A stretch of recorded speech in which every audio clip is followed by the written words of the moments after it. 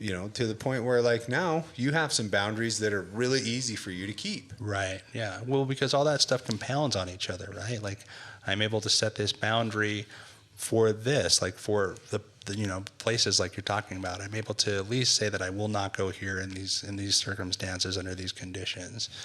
And I have my own reasons for that, and you don't need to understand them. Like they're my reasons, and I just appreciate it if you respect them, you know. Mm-hmm.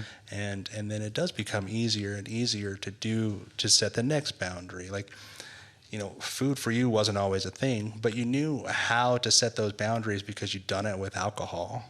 Mm-hmm. You know, and then when you realized that you got to a point where you also needed to set up some boundaries or establish some of those same principles with food, you were better equipped to do it because you'd done it before. Right.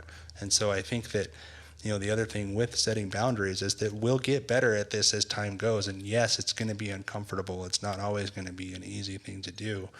And for me, it's not always easy to know what the boundary is that I need to set, but I'll know that I need to set some sort of boundaries there. You know, like I'm thinking specifically of just relationships in my life, because sometimes it's hard when it's like family members. It's like, okay, well, what is my boundary? Like, I'm not going to go around them, or I'm not going to, like, you know, interact with them one-on-one, or, you know, like I'm not going to be around them if they're drinking. Like, what exactly is the boundary? Like I may know that a boundary needs to be set, but I may not always know exactly what that boundary needs to be. And so we can, you know, like we can go through this process of experimenting with that, as long as we're, like in my case, I'm thinking like, as long as I'm not doing it alone. And, you know, I'm talking with somebody and saying like, okay, here's my thoughts. This person triggers me. They're, you know, a family member. And I typically would go spend some time with them on this holiday. This is what I'm thinking. I'm thinking that I want to go unless they're drinking. If they're drinking, I'll leave. Like, this is the boundary that I'll set.